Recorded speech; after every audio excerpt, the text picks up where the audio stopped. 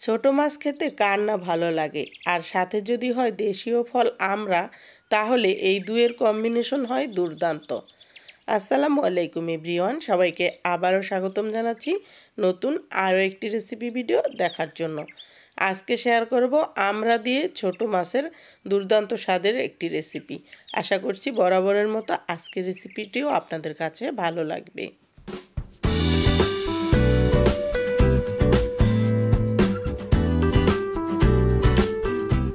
চলে এলাম মূল রেসিপিতে। এখানে আমি 250 গ্রামের মতো ছোট মাছ নিয়েছি। এগুলো হচ্ছে এখানকার ইতালির সামুদ্রিক বেলে মাছ। তো অনেক নরম টাইপের মাছগুলো, আর এর কাঁটাগুলো কিন্তু খুবই নরম। তো সেই জন্য আজকের রেসিপির জন্য আমি এই মাছটাই নিয়েছি, কারণ এর কাঁটা সহ খাওয়া যাবে, যেহেতু কাঁটাগুলো নরম। সাথে নিয়েছি 3টা আমড়া। এই আমড়াগুলো এক বাংলাদেশি ভাই আমাদেরকে এনে দিয়েছেন বাংলাদেশ থেকে। তো ভাবলাম আমরা যেহেতু আছে আর ছোটো মাছও আছে, তো আপনাদের সাথে একটা রেসিপি শেয়ার করি। তো আমড়ার খোসাগুলো হচ্ছে প্রথমে ছাড়িয়ে নিচ্ছি।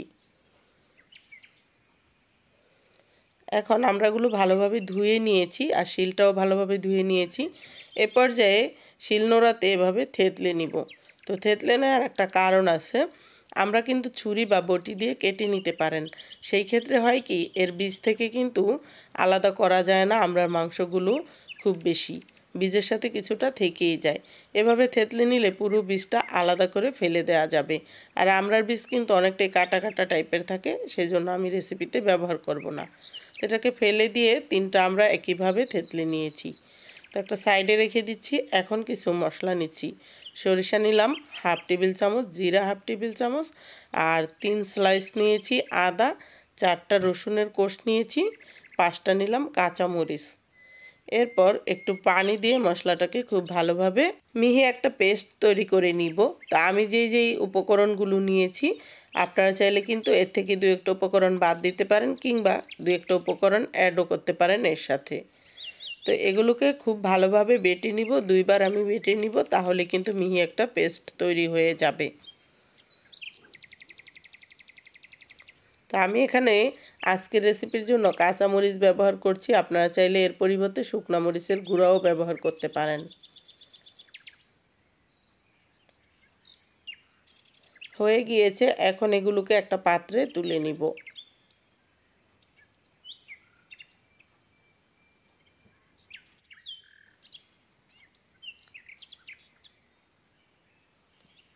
চুলায় চলে আসলাম। এখানে একটা প্যানের মধ্যে হাফ কাপ সয়াবিন তেল দিয়ে দিলাম। এ পর্যায়ে তেলের ভিতরে 1 কাপ পরিমাণ পেঁয়াজ কুচি দিয়েছি। পেঁয়াজটাকে নেড়ে চেড়ে হালকা একটু ভেজে নিব। কাঁচা গন্ধটা যখন ছেড়ে যাবে, সেই মুহূর্তে বেটে রাখা মশলাটা দিয়ে দিলাম। পেঁয়াজটাকে খুব বেশি ভাজবো না, এরকম অল্প ভেজেই কিন্তু মশলাটা অ্যাড করতে হবে। লবণ দিয়ে দিলাম 1.25 টেবিল চামচ পরিমাণ, আর হলুদ গুঁড়া দিয়েছি হাফ টেবিল চামচ। এরপর হাফ কাপ পানি দিয়ে এখন মশলাটাকে খুব ভালোভাবে কষিয়ে দিব ঢাকনা দিয়ে ঢেকে। 2 থেকে 3 মিনিট ভালোভাবে কষিয়ে নিয়েছি। একদম কাঁচা স্মেলটা চলে গিয়েছে, আর মশলাটা সুন্দর একটা কালার চলে এসেছে। এ পর্যায়ে হচ্ছে ধুয়ে রাখা মাছগুলো দিয়ে দিচ্ছি এর সাথে। আমি এখানে বেলে মাছ ব্যবহার করেছি। আপনারা চাইলে কিন্তু এর পরিবর্তে মলা মাছ দিয়েও তৈরি করতে পারেন, সেটাও অনেক মজাদার হবে। যখন মাছগুলো 2-3 মিনিট ভালোভাবে কষানো হয়ে গিয়েছে, সেই পর্যায়ে দিয়ে দিচ্ছি থেতলে রাখা আমড়াগুলো। আবারও একটু নেড়ে চেড়ে দিচ্ছি। এ পর্যায়ে আমি এখানে 1 কাপ পরিমাণ পানি দিয়ে দিলাম। খুব বেশি পানি লাগবে না, এই মাছগুলো একদম তাড়াতাড়ি সিদ্ধ হয়ে যায়।